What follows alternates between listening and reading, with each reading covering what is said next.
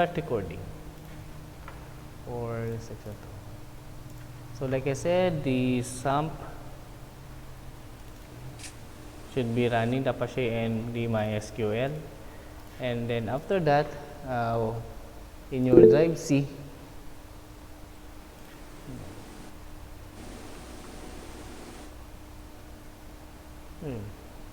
sir present. O mamaya, meron tayong attendance. Later on, attendance. Okay, so in your drive C, you can see the sump and then locate the htdocs folder. And then here you will create a folder. So for example, PHP programming. Okay, so PHP programming. Now, I will use a text editor, but I'm using the Sublime as my text editor. But anyway, if you don't want to use the Sublime, you can use other text editors such as the Notepad. Yeah, you can use the Notepad. Sir, nagaramid-damit ko sir, ti folder. Yung mismo nga sir. Hindi. Dito sa ano? Ay, wait. Sa drive C, sump htdocs folder. Okay, dyan. Don't worry, it is recorded and then it will be uploaded in our Google Classroom later on. Okay. Yun. We have text editors, we have Notepad++, we have Sublime. Okay. I have the same recording program as you now, Yeah. OBS Studio. Yeah, you can use that also. Okay, then next, once you created a folder in there, PHP programming for example, and then let's try to create a file.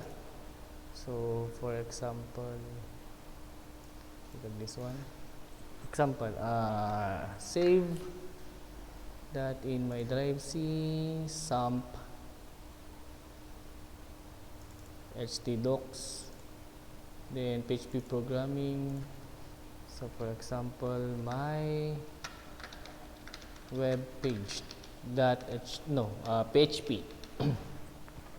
Okay, so the file name or file type should be PHP. Then save, and yeah. So here you can use the HTML tag basic. For example, you have your h1 hello world. Save, and how you will run. Okay, so I created a PHP file, my web page.php, and then how you will run your program.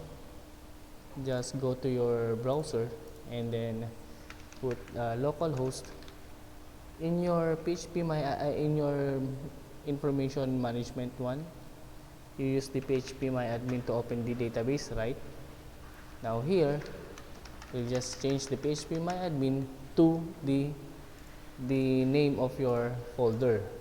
So the name of your folder is PHP programming, for example.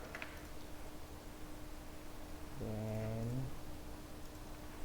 PHP programming, and then just click the file, then it will open.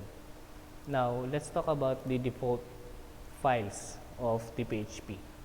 So if you will notice, I have to click the file before it will open. By the way, class, do not do this. Opening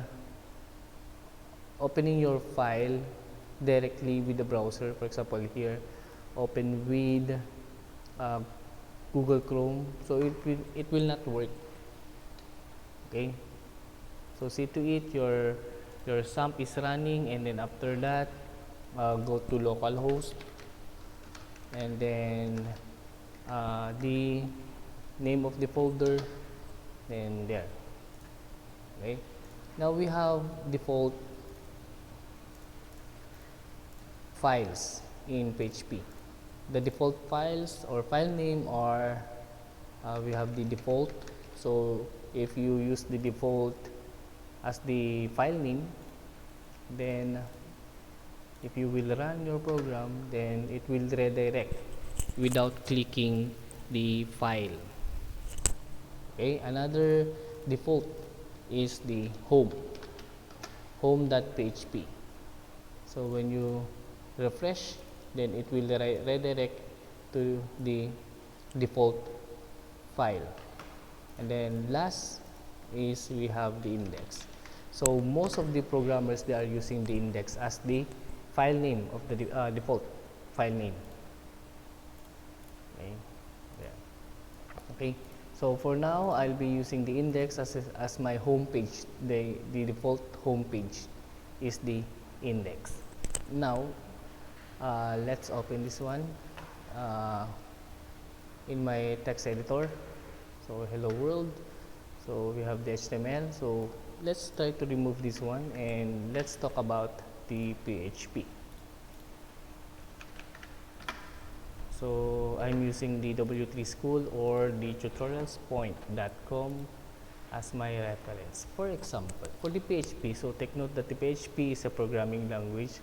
So because it is a programming language, it should have a variable. Okay, so we have the variable declaration. We have how to display. So for displaying, we'll be using the echo or print statements. We have data types also, like the other programming language, the JavaScript or Java. We have the string, numbers, we have the operators, we have conditional statements, looping statements, and etc. So I will not be discussing one by one because you have already known in these topics, but the structure are different. So for example, so we have the basic syntax. The basic syntax for the PHP is we have this one. So we have the opening, we have the less than, question mark, PHP, and then we have the ending, question mark, greater than. Next, how to display. So using the echo or print, you can display. Okay. So first, echo, print hello, save, then run, refresh, hello. Okay, or you can use also the echo command to display, refresh, hello world. So this one, hello, print, and then the world, I'm using the echo command.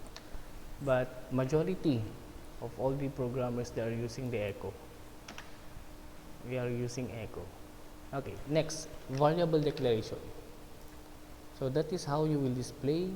Next is how will you declare a variable declaration. So using the dollar sign, says here, variable starts with the dollar signs and then followed by the name of the variable. For example, name, and then we have a value, for example, Joker. Then in my echo, and then how you will display the value of our variable name, you'll be using echo, then dollar sign name. Save, then let's go to our page, then refresh, we have Joker. Another example.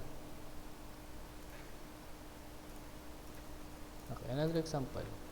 Another variable, address, is equal to San Fernando City. Then echo age, address. Save, then refresh. So Jofer, San Fernando City. So that is how you will display using echo. Okay, now combination of the PHP and the HTML.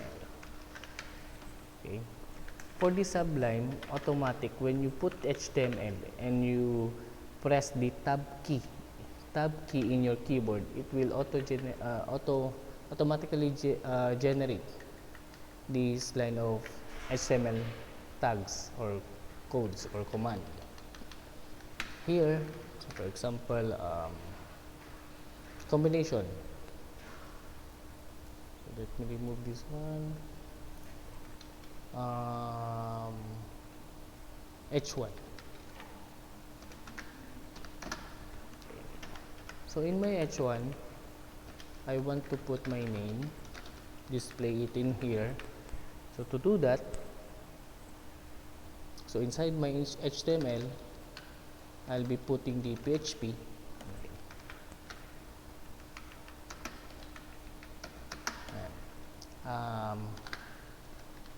PHP question mark greater than, and then echo name semicolon. Don't forget to put the semicolon because this is a programming language.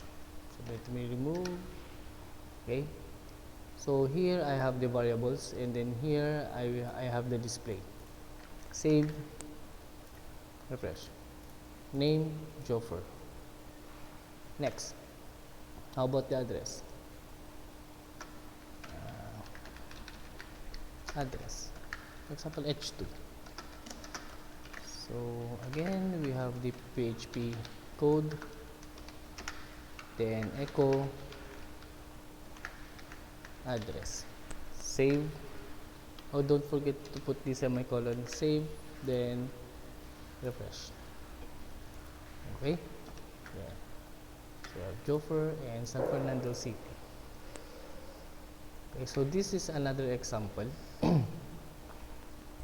The combination of the PHP and then the HTML. Now, what if I don't want it to be in here, but rather I'm putting all my codes inside my PHP? Can I do this? H1, then H1, then I'll put echo $sign name. What will be the output? There's an error, parse error, syntax error, because this one is not a part of the PHP. So to do that, you will be putting all the HTML tags inside the echo using the double quote H1. Then don't forget the concatenation, that sign, and then H1. Save, refresh. Yeah. Or you can put also, for example, the label name, then that. The that is our concatenation. Concat. Save. Fresh. I have name Joffer. Next, I have another echo. For example, H2. That this is the address. Then that for the concatenation. Then $sign address. That double quote H2.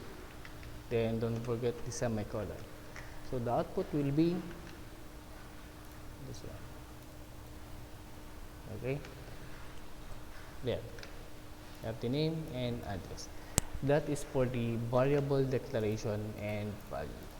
Next, what if we put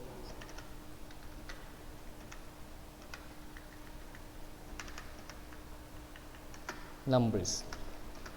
For the number, data type number,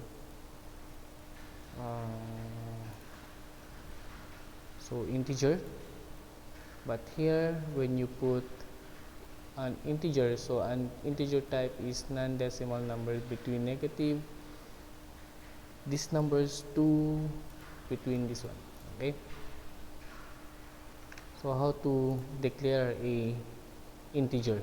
So for example, variable x will have a value of 10, then variable y will have a value of 5.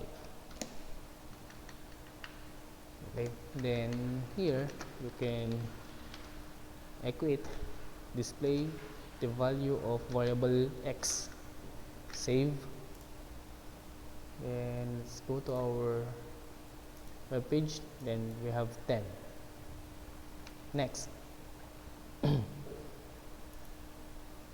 How? Okay. And then you can also display the other value, variable y. Save, refresh. So we have 10 and 5. Okay, 10 and 5. Next, let's go now to the operators. So for the PHP, same, we have the assignment operator, we have arithmetic operators. Example, arithmetic operators. So how will you will put that in our PHP code? So for example, we have a variable sum is equal to the variable x plus the variable y. And then how to display? So here, echo $sum. Save. Then let's go to our web page. There, variable 10, value 10, value 5, and then the sum is 15. Okay. Okay, so for example, I have the HTML here, and I'll be removing this one to make it more user friendly for the design. So we'll putting design. First is we have the label. So we have the first number, okay, and then after the label we have the, are you using the input type text already?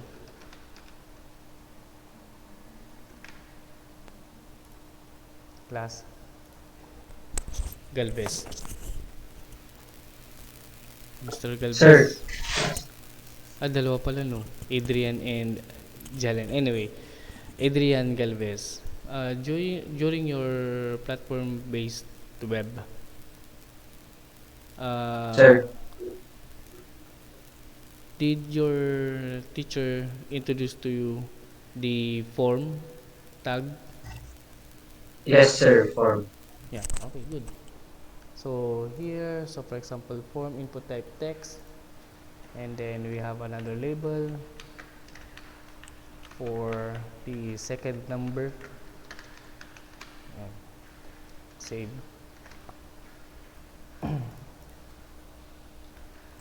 So for example, here we have two, the first number and then we have the second number.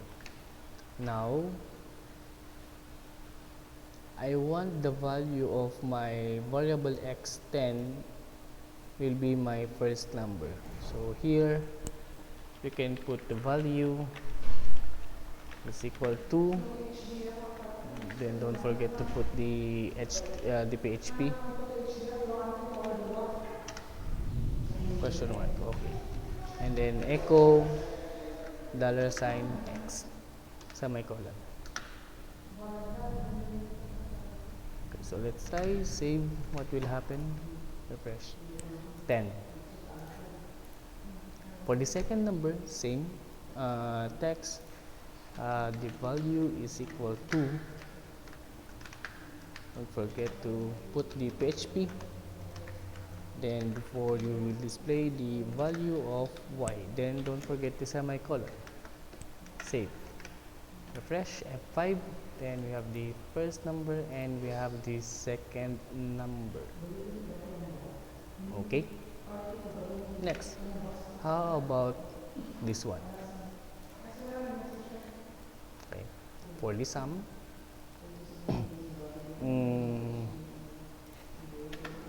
so we have the form. By the way, for the form, so I'll be putting some form now. There, save,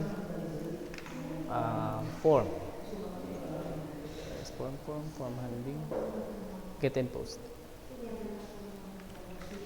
Yeah, get, yeah, there. Okay, so for the form, we'll be using methods to get or to bind the data. They call it data binding. So we have the get method and then we have the post method. We have two ways, but for the meantime, I will be using the post method.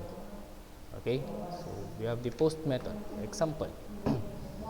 So here we have the attribute, we have the action attribute, and then we have the method attribute. For the method attribute, we will be using the post.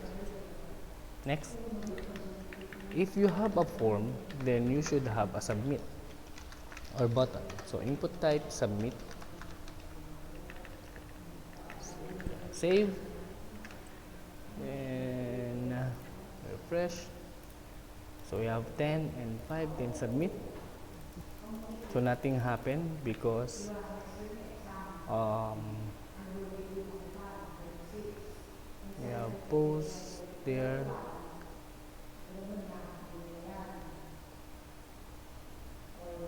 Ano ba? Gawin na lang natin, we'll have another label. Another label for the sum. Then another text for the sum. Save. Refresh. Okay, so we have 10, 5, so 10 plus 5 is 15. So, but then again, our value, the value is static. Take note, the value is static. The value of x, variable x, 10, and then the value of variable y is 5. But what if, what if we remove this one?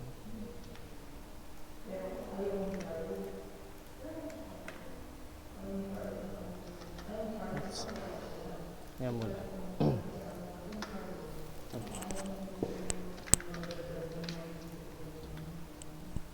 So what I want is when warning under line kasi wala pa siyang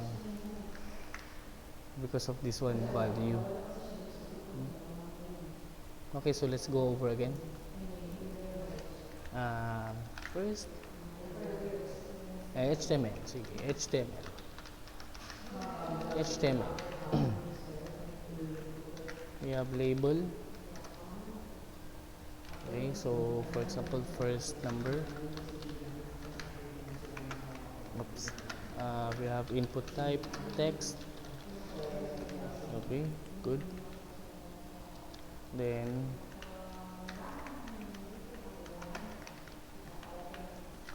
we have the second number. Good. Then last is we have the input type for the submit or button. Save. So the output, we have the first number and second number. Then when we click the submit, so it will display the result. Let's change the value of the button. Compute. Save. Okay, compute. So for example, if I put 10 and then I'll put 5 in my second number, if I will click the compute button, then it will display. Wala. Hindi lang ni Sir Andrada. Wala. Okay.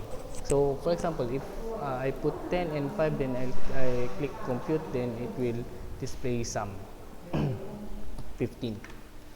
So to do that, like I said, I will be using the form.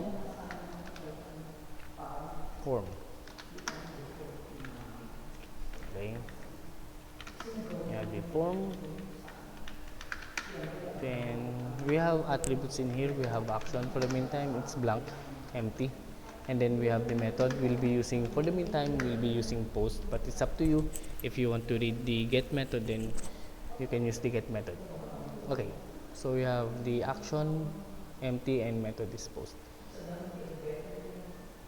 And then here we have the PHP. Okay, first is how to get the data from our form. So in this input type, okay, it should have a name. For example, fn for the first number, sn for the second number, example.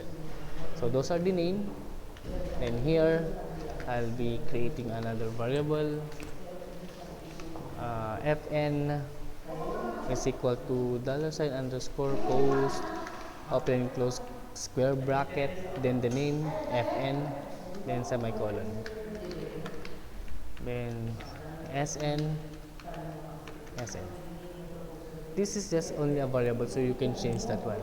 First number, second number. For example, first number, second number, pin and send. Fn, this one is the name of my text box for the first number. And Sn is the name of my second, of the text box of my second number. Okay? Sn and Fn. Next. Then I will I will get the sum. So, $pin plus $second send, semicolon. Now the result,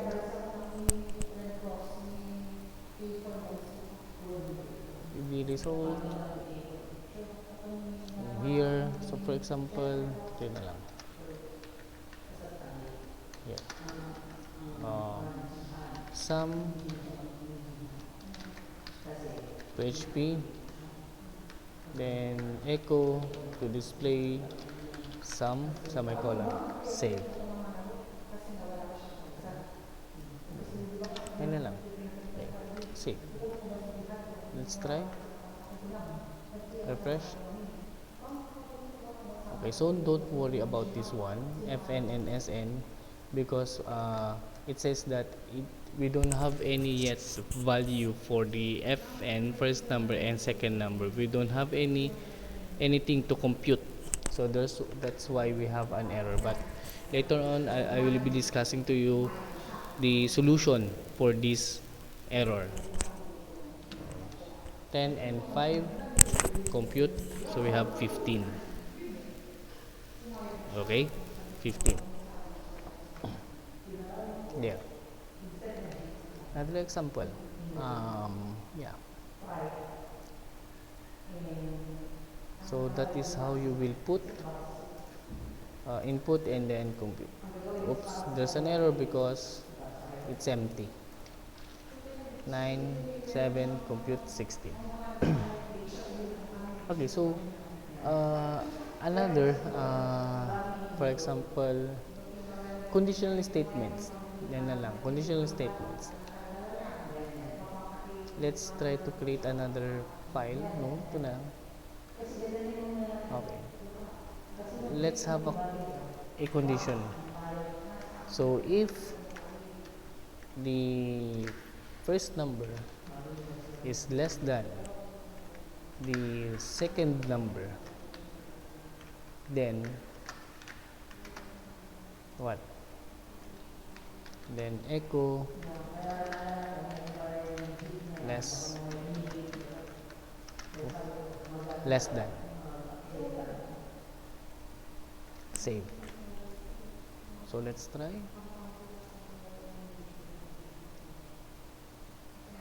Wala. Ayan. Refresh. Okay, for example, 10 and 5 compute. Pero pag 5 and 10, because 5 is less than 10, then compute, then we have less than. Okay? Another. So if the first, we'll be using else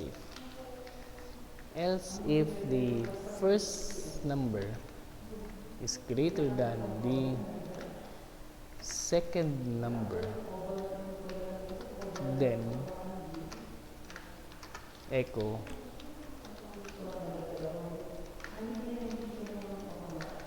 greater than. Same. Let's try 5, 10. Refresh. Okay. 5, 10. Less than. 10, 5, greater than. But if in case, okay, so let's try. How about equal 10, 10? Compute. None happen. Not unless you will have another uh, condition, the else. Echo equal. Why? If our first condition is false, then it will not do this block of code. Then if else, if this is false, if the condition is false, then it will not do this line of code. Else, if the first condition and then the second condition or all the conditions are false, then it will display equal. So try refresh, 5, 10, less than 10, 5, greater than 10, 10, equal. Okay, and then it's up to you on how you will experiment on the switch, on the loops, and etc. Okay, so do you have any question?